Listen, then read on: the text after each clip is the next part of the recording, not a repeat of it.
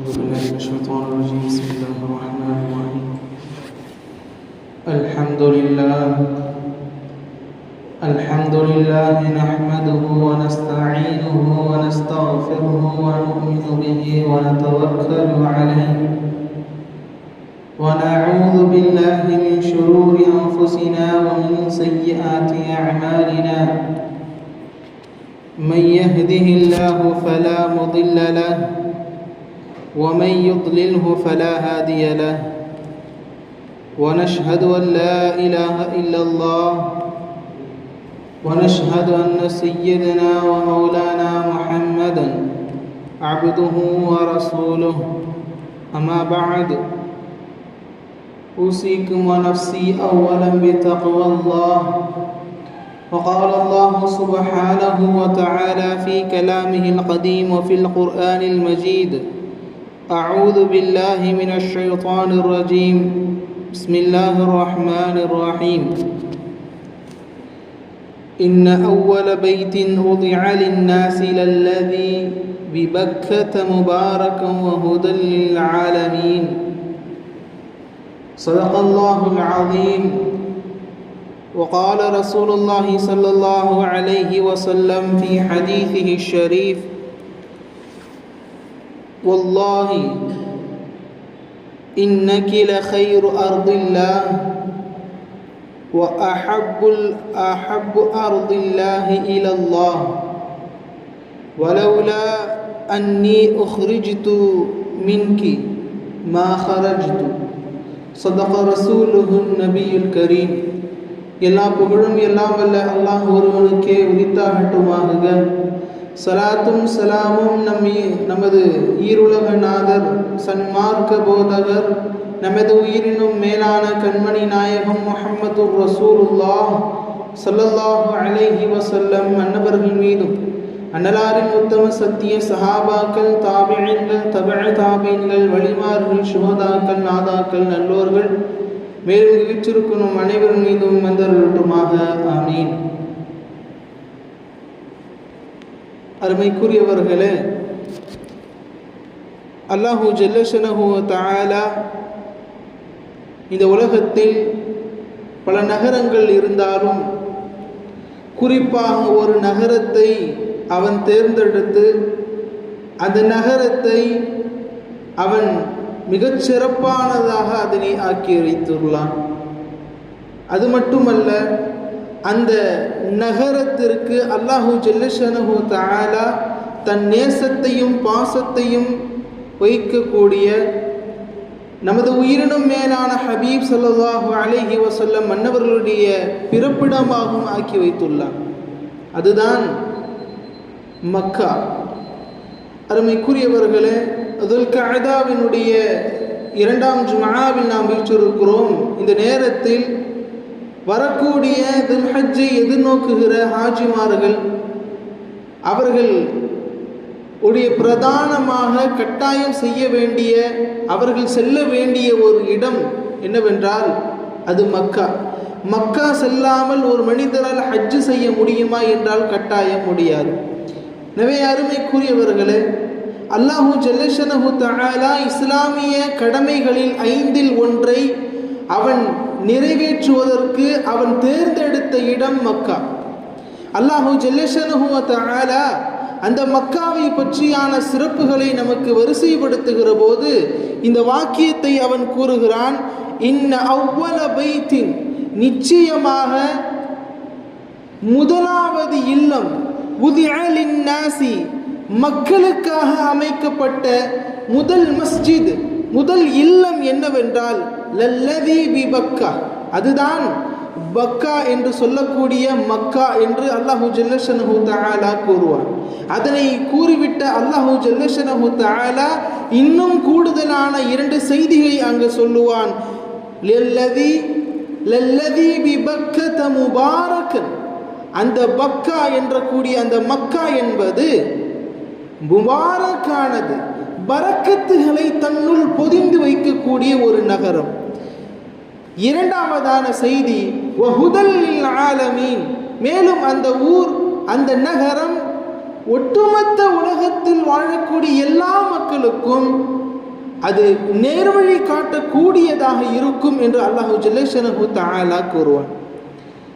ஆரம்பமாக மக்கா என்றால் என்ன என்று நாம் பார்க்கிற போது, மக்கா சுருக்கமாய் சொல்ல வேண்டுமானால் மக்கா என்பது ஒரு பாலைவனமான ஒரு ஊர், ஒரு நகரம்.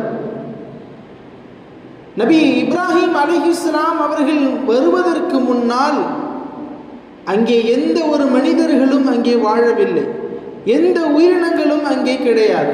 காரணம், ஒரு உயிரினம் வாழ்வதற்குண்டான எந்தவித ரிஸ்குகளும் உணவுகளும் தண்ணீரும் இல்லாத ஒரு பாலைவனமாகத்தான் மக்கா இருந்தது.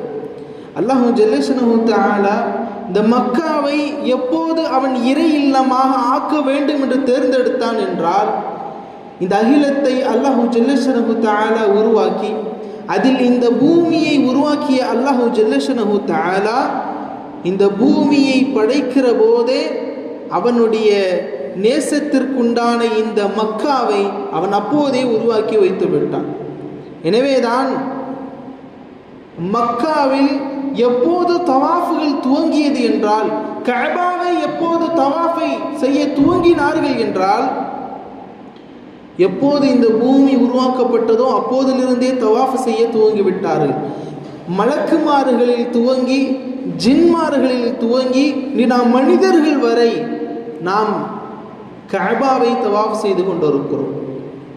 ஆக அல்லாஹு ஜல்லஷனஹு தஆலா இந்த மக்காவை அவன் தேர்ந்தெடுத்த சமயம் எப்போது என்றால், இந்த உலகத்தை உருவாக்கிய போதே அவன் தேர்ந்தெடுத்தான். இன்னும் சொல்ல போனால் அல்லாஹு ஜல்லஷனஹு தஆலா இந்த மக்காவை இந்த பூமியினுடைய ஒரு கருவல்லமாக, ஒரு கருவான ஒரு இடமாக அதனை ஆக்கியிருக்கிறான். எப்படி ஒரு மனிதனுக்கு இதயம் அவசியமோ அதே போல இந்த பூமிக்கு அல்லாஹ் இதயமாக்கி வைத்த ஒரு நகரம் என்னவென்றால் அது மக்கா. அந்த மக்காவினுடைய கஅபாவிற்கு நேர் மேலேதான் அல்லாஹு ஜல்லஷனஹு தஆலாவின் சங்கை மிகுந்த அர்ஷ் இருக்கிறது என்பதையும் கூறுவார்கள். அருமைக்குரியவர்களே, நபி இப்ராஹிம் அலைஹிஸ்ஸலாம் அன்னவர்கள் அல்லாஹ்வினுடைய தஅவாவிற்காக அவர்களுடைய பிறந்து வளர்ந்த ஊரை விட்டு வந்த, அவர்கள் ஹிஜ்ரத் செய்து வந்த ஒரு ஊர் என்றால் அது மக்கா. ஆரம்பமாக மக்காவிற்கு வருகிற போது நபி இப்ராஹிம் அலைஹிஸ்ஸலாம் அன்னவர்கள் அவர்களோட குடும்பத்தார்களோடு வந்தார்கள். நபி இப்ராஹிம் அலைஹிஸ்ஸலாம் அவர்கள், அன்னை ஹாஜிரா அம்மையார் அவர்கள், மூன்றாவதாக நபி இஸ்மாயில் அலைஹிஸ்ஸலாம் அன்னவர்கள். இந்த மூன்று நபர்களும் அவர்களுடைய ஊரை விட்டு அவர்கள் மக்காவிற்கு வருகிறார்கள் அல்லாஹ்வினுடைய கட்டளைக்கேற்ப. நபி இப்ராஹிம் அலைஹிஸ்ஸலாம் அன்னவர்கள் அங்கே வந்ததன் சில நிமிடங்களிலேயே அவர்களுடைய துணைவியார் ஹாஜிரா அம்மையார் அவர்களையும் இஸ்மாயில் அலைஹிஸ்ஸலாம் அன்னவர்களையும் அந்த மக்காவை விட்டு அவர்கள் அந்த ஊரை விட்டு வெளியே செல்ல வேண்டுமாய் அல்லாஹ்விடத்தில் கட்டளை வருகிறது. நாம் யோசிப்போம், எந்த ஒரு மனிதர்களும் எந்த ஒரு உயிரினங்களும் வாழாத ஒரு பாலைவனத்தில் நமது மனைவியையோ குழந்தையோ விடுவதற்கு நமக்கு மனது வருமா என்றால் கட்டாயம் வராது. ஆனால் நபி இப்ராஹிம் அலைஹிஸ்ஸலாம் அன்னவர்கள் அங்கே அவர்களை விட்டு செல்ல வேண்டும் என்று அவர்களுக்கு ஏவல் வந்தது. யாரின் மூலம்? அகிலத்தார்களின் ரப்பின் மூலம். அல்லாஹு ஜல்லஷனஹு தஆலா எல்லா உயிரினங்களுக்கும் ரிஸ்க் அளிப்பவன், எல்லா உயிரினங்களுக்கும் அவனே பாதுகாப்பவன். என் குடும்பத்தார்களுக்கு அவன் பாதுகாவலனாய் இருப்பான், என் குடும்பத்தார்களுக்கு அவனே ரிஸ்க் அளிப்பான் என்ற மன தூய்மையின் தக்வாவோடு அவர்களை விட்டு சென்றார்கள். ஏதோ பரவாயில்லை, மனைவி மக்களை விட்டு ஓடிவிடுவோம் என்ற எண்ணத்தில் அல்ல.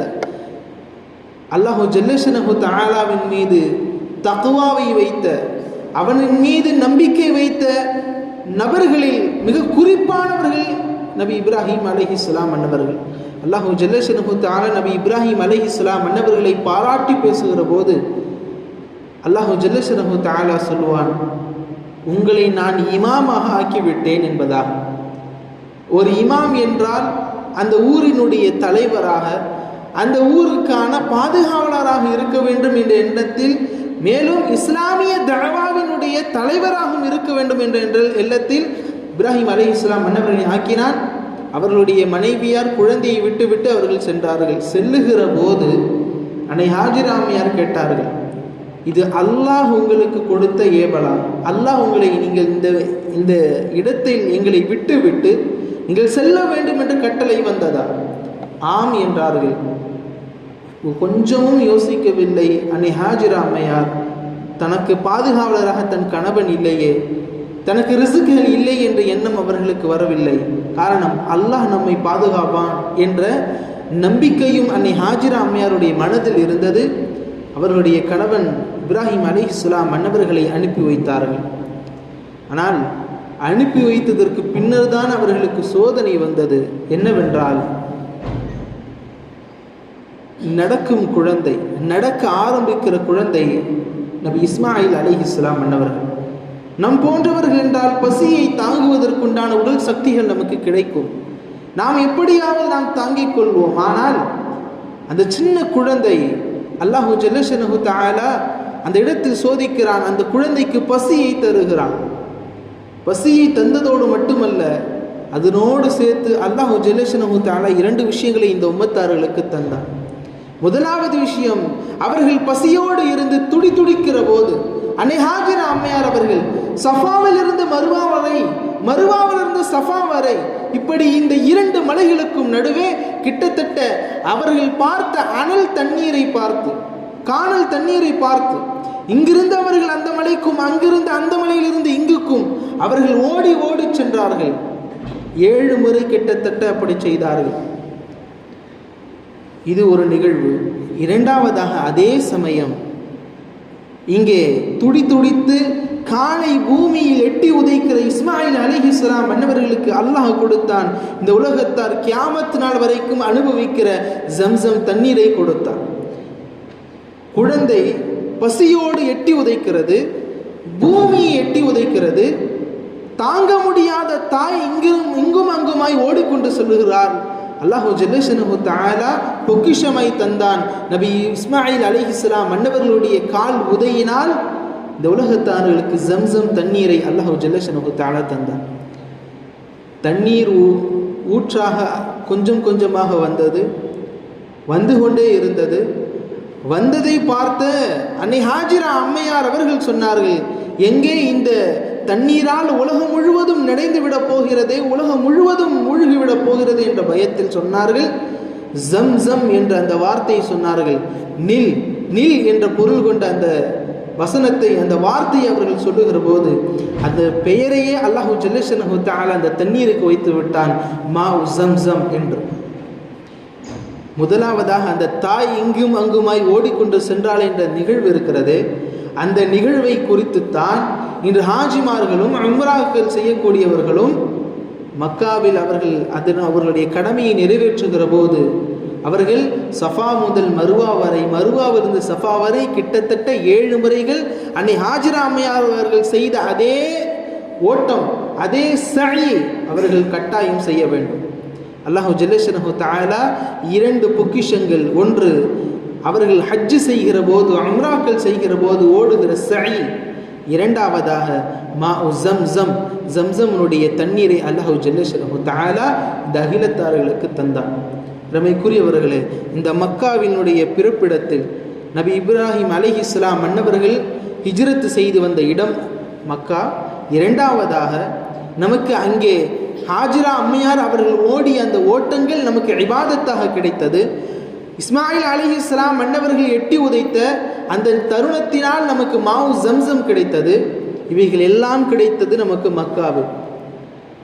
இன்னும் நமக்கு என்னென்னவெல்லாம் கிடைத்தது என்று பார்க்கிற போது, சொர்க்கத்தின் மொழி என்று நாம் சொல்லுகிறோமே அந்த அரபி மொழி, அந்த அரபி மொழி தோன்றியதும் மக்காவில் தான். வரலாற்று ஆசிரியர்கள் பல விதங்களில் நமக்கு கூறினாலும் இப்படி ஒரு விதத்தில், இப்படி ஒரு ஆதாரத்தை கொண்டு நமக்கு கூறுவார்கள். ஜுர்ஹும் என்ற கோத்திரம், ஜுர்ஹும் என்ற கோத்திரத்தார்கள் மக்காவை அடைந்தார்கள். மக்காவை அடைகிற போது என்றுமே அங்கே தண்ணீரை கிடைக்காத நிலையில் பறவைகள் தண்ணீரை சுற்றி வட்டம் அடித்து கொண்டிருப்பதை பார்த்த ஒரு கூட்டத்தார்கள், ஜுர்ஹும் கூட்டத்தார்கள், அங்கே தங்க வேண்டுமாய் ஹாஜிரா அம்மையார் அவர்களிடத்தில் கேட்டார்கள். அவர்களும் அனுமதி கொடுத்தார்கள். அன்றிலிருந்து அந்த கூட்டம் அங்கேயே வளர்ந்தது. அல்லாஹு ஜல்லஷனஹு தஆலா நபி இஸ்மாயில் அலைஹிஸ்ஸலாம் மன்னவர்களின் மூலமும் அங்கே வந்த அடைக்கலம் பெற்ற அந்த ஜுர்ஹும் கோத்திரத்தார்களின் மூலமும் தான் அரபி மொழி பிறந்தது. நபி இஸ்மாயில் அலைஹிஸ்ஸலாம் மன்னவர்களின் மூலம் மட்டும்தான் அல்லாஹ் அருமைநாயகம் ஸல்லல்லாஹு அலைஹி வஸல்லம் மன்னவர்கள் சொல்வார்கள், பரிசுத்தமான பியூரான அரபி நபி இஸ்மாயில் அலைஹிஸ்ஸலாம் மன்னவர்கள் மூலம் பெறப்பட்டது என்று கூறுவார்கள். எனவே சொர்க்கத்தில் மொழி நமக்கு பிறக்கப்பட்ட இடம் மக்கா. அடுத்தபடியாக அங்கே இஸ்மாயில் அலைஹிஸ்ஸலாம் மன்னவர்கள் மூலமும் ஜுர்ஹும் கோத்திரத்தார்கள் மூலமும் ஆங்காங்கே கூடாரமிட்டு வளர்ந்த அந்த கூட்டத்தார்களுக்கு அல்லாஹு ஜல்லஷனஹு தஆலா அங்கேயே கூட்டங்களை மென்மேலும் பெருக்கினான். அந்த ஊர் கொஞ்சம் கொஞ்சமாக வளர்ந்தது. பாலைவனமாக இருந்த ஊர் கொஞ்சம் கொஞ்சமாக சோலைவனமாக மாறியது. அது எப்படி மாறியது என்ற வரலாறுகளும் உண்டு. நபி இப்ராஹிம் அலைஹிஸ்ஸலாம் மன்னவர்கள் பல நாட்கள் பல வருடங்கள் சென்றுவிட்டு மீண்டும் தன் மகனை சந்திக்க வருகிற போது அல்லாஹ்வினுடைய கட்டளையை கொண்டு வந்தார்கள். முதலாவது கட்டளை ஒரு சமயம் வருகிற போது தன் மகனை அறுக்க வேண்டும் என்ற கட்டளை. அடுத்தபடியாக வருகிற போது இளைஞர் பருவத்தில் இருக்கிற சமயத்தில் நபி இஸ்மாயில் அலைஹிஸ்ஸலாம் அவர்கள் இளைஞராக ஆகிவிட்ட சமயத்தில் கஅபாவை கட்டுமாறு அல்லாஹ்விடத்தில் ஏவல் வந்தது என்று கூறினார்கள். அந்த ஏவலின் மூலம் நபி இப்ராஹிம் அலைஹிஸ்ஸலாம் மன்னவர்களும் இஸ்மாயில் அலைஹிஸ்ஸலாம் மன்னவர்களும் கஅபாவை அவர்கள் கட்டினார்கள். கட்டிவிட்டு நபி இப்ராஹிம் அலைஹிஸ்ஸலாம் மன்னவர்கள் செய்த 3 துஆக்கள், மிக அற்புதமான துஆக்கள். அந்த துஆக்களின் மூலம்தான் இன்றும் மக்கா மென்மேலும் சிறப்பாக வளர்ந்தது. முதலாவதாக நபி இப்ராஹிம் அலைஹிஸ்ஸலாம் அன்னவர்கள் கேட்டார்கள், இது கால இப்ராஹிம் ரப்பி ஜஅல் ஹாதா பலதன் ஆமினா வர்ஸுக் அஹ்லஹு மினத் ஸமராத்தி மன் ஆமன மின்ஹும் பில்லாஹி வல் யௌமில் ஆஹிர். முதலாவதாக முதல் துஆ நபி இப்ராஹிம் அலைஹிஸ்ஸலாம் அன்னவர்கள் கேட்டார்கள், ரப்பி ஜஅல் ஹாதா பலதன் ஆமினா, யா அல்லாஹ் இந்த ஊரை அச்சமற்ற ஊராக, மக்களுக்கு நம்பிக்கை தரும் ஊராக இந்த ஊரை ஆக்கு. இன்றும் மக்காவில் நுழைகிற எல்லா நபர்களுக்கும் தன் உயிரை பாதுகாத்துக் கொள்வதற்கு, அவர்கள் யார் சென்றாலும் அவர்களுக்கு நம்பிக்கை ஊட்டும் ஒரு ஊராக, அவர்களை பாதுகாக்கும் ஒரு ஊராகத்தான் அந்த மக்கா இருக்கிறது. எந்த அளவிற்கு என்றால் அங்கே போரிடுவதற்கும் கூட அனுமதி கிடையாது. ஏன் போரிடுவதற்கு? அதையும் இன்னும் சொல்ல போனால் அங்கே மக்காவில் நாம் ஒரு புற்பூண்டை கூட நாம் பிடுங்குவது பாவம். சாதாரணமாக நம் வீட்டிற்கு அருகாமையில் நம்முடைய தோட்டங்களை நாம் சரி செய்கிற போது சின்ன சின்ன செடிகளை அகற்றுவது உண்டு. அதே போல மக்காவில் நாம் சென்று போய் ஏதேனும் சின்ன செடிதானே என்று நாம் அதனை பிடுங்கி எறிந்தாலும் அதுவும் நமக்கு பாவமாக அமையும். எனவே அந்த ஊரில் செல்லுகிற எல்லா மக்களுக்கும் தன் உயிரை பாதுகாத்துக் கொள்வதற்காக அச்சமற்ற ஒரு ஊராக அந்த ஊர் ஆகிவிட்டது. எந்த அளவிற்கு என்றால் ஒரு சமயம் மக்காவில் ஒரு கடுமையான தாக்கக்கூடிய ஒருவர் கஅபாவிற்கு அருகில் நின்றார். அருகில் இருக்க மக்களையும் அவர் கொன்றுவிடக்கூடாது, அவரையும் கொல்லக்கூடாது என்ற ஒரு தீவிரமான ஒரு திட்டத்தின் மூலம் அந்த கையில் கண் வைத்திருக்கிற அந்த மனிதரை மிகவும் யாரையும் கொல்லாமல் அவரையும் ரத்தம் சிந்த விடாமல் அங்கிருந்து அவர்களை அப்புறப்படுத்தினார்கள். இப்படி அல்லாஹு ஜல்லஷனஹு தஆலா அங்கே வருகிற எல்லா நபர்களுக்கும் அடைக்கலம் தரும் இடமாக, அச்சமற்ற ஊராக அல்லாஹு ஜல்லஷனஹு தஆலா ஆக்கி வைத்திருக்கிறார். இது நபி இப்ராஹிம் அலைஹிஸ்ஸலாம் மன்னர்கள் கேட்ட முதல் துஆ. அதிலும் இரண்டாவது செய்தியும் உண்டு. வர்ஸுக் அஹ்லஹு, அந்த மக்காவில் வாழுகிற எல்லா மக்களுக்கும் யா அல்லாஹ் அவர்களுக்கு நீ விசாலமான பழங்களை பலன்களை எல்லா விஷயத்தையும் நீ அங்கே தருவாயா. இன்றும் நாம் மக்காவில் சென்றால் இந்த உலகத்தில் நாம் பெறுகிற எல்லா பழங்களையும் எல்லா கனிகளையும் அங்கே நாம் பெற்றுக்கொள்ள முடியும். இந்த துஆவை நபி இப்ராஹிம் அலைஹிஸ்ஸலாம் மன்னவர்கள் கேட்டபோது அல்லாஹு ஜல்லஷனஹு தஆலா ஒரு காரியத்தை செய்தார். நபி ஹஜ்ரத் ஜிப்ரைல் அலைஹிஸ்ஸலாம் அன்னவர்களுக்கு அல்லாஹு ஜல்லஷனஹு தஆலா கட்டளையிட்டார். தாயிஃபினுடைய நகரத்தில் ஒரு பகுதியை பிளந்தெடுத்து அதனை மக்காவில் வைக்குமாறு அல்லாஹு ஜல்லஷனஹு தஆலா ஏவினான். பின்புதான் இன்னும் மேலாக பாலைவனமாக இருந்த அந்த மக்கா மென்மேலும் அது சோலைவனமாக மாறியது. அடுத்தடுத்து துஆக்களை கேட்கிறார்கள் நபி இப்ராஹிம் அலைஹிஸ்ஸலாம் அன்னவர்கள். யா அல்லாஹ், எங்களையும் எங்களுடைய பின்வரக்கூடிய சமுதாயத்தினரையும் நீ முஸ்லீமாக ஆக்கு, எங்களுக்கு தௌபாவை நீ கொடு. மூன்றாவதாக, யா அல்லாஹ், இந்த ஊருக்கான ஒரு நபியை கொடு.